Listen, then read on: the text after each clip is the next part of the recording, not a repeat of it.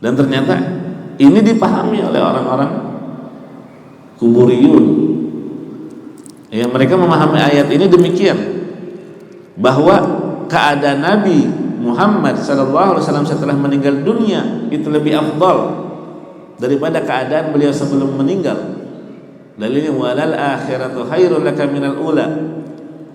Makanya ada yang harus diingatkan, kesalahpahaman mereka, orang-orang yang suka datang ke kuburan Nabi atau orang-orang yang bertawassul dengan Nabi Muhammad SAW dengan alasan bahwa keadaan Nabi setelah meninggal lebih afdal, lebih baik daripada keadaan sebelum meninggal.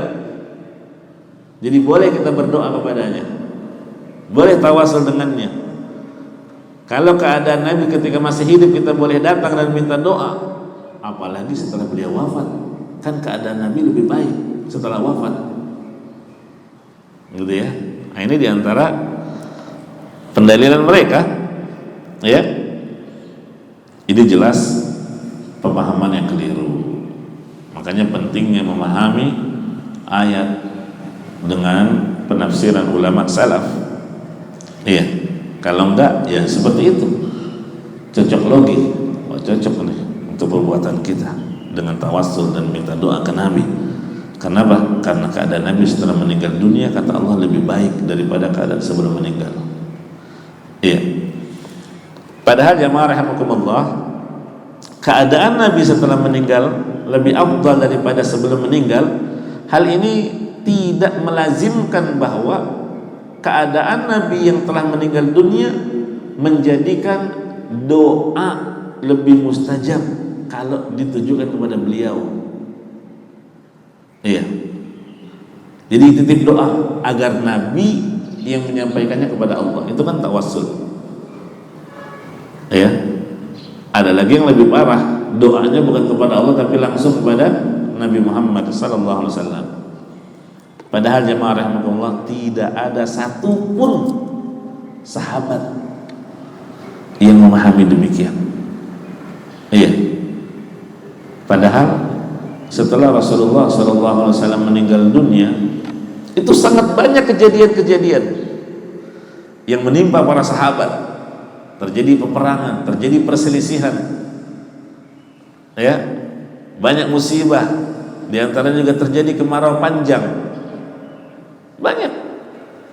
Tapi tidak ada satupun sahabat yang datang ke kuburan Nabi terus doa, karena meyakini Nabi lebih baik keadaannya di alam kubur daripada sebelum dikubur. Nggak ada, bukan itu yang mereka pahami. Iya. Misalnya Umar bin Khattab radhiyallahu anhu, ketika di zaman kekhalifahannya beliau itu pernah terjadi musibah ceklik, ya, dan Umar tidak datang ke kuburan Nabi sallallahu alaihi wasallam, iya, karena tahu Rasulullah sudah wafat, sudah selesai, tidak lagi bisa dimintai doa. Terus datangnya kemana? Datangnya kepada paman beliau, Abbas bin Abdul Muttalib radhiyallahu anhu. Ini paman Nabi. Ya, jadi Umar datang kepada pamannya, paman Nabi yaitu Abbas bin Abdul Muttalib, iya, supaya pamannya ini berdoa karena masih hidup. Iya. Sampai Umar berkata, kami dahulu ketika Nabi sallallahu alaihi wasallam masih hidup, kami bertawassul dengan Nabi Muhammad sallallahu alaihi wasallam. Akan tetapi sekarang karena Nabi Muhammad sudah wafat, kami bertawassul dengan doanya paman Nabi yang masih hidup.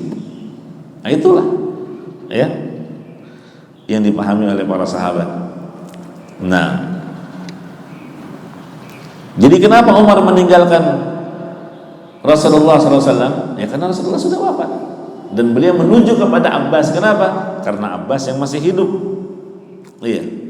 Padahal jelas beliau paham kedudukan Nabi setelah meninggal lebih baik dibandingkan sebelum meninggal. Ya.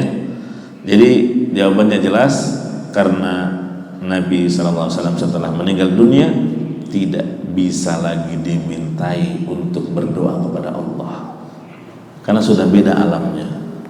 Iya. Makanya Umar datangnya kepada Abbas yang masih hidup.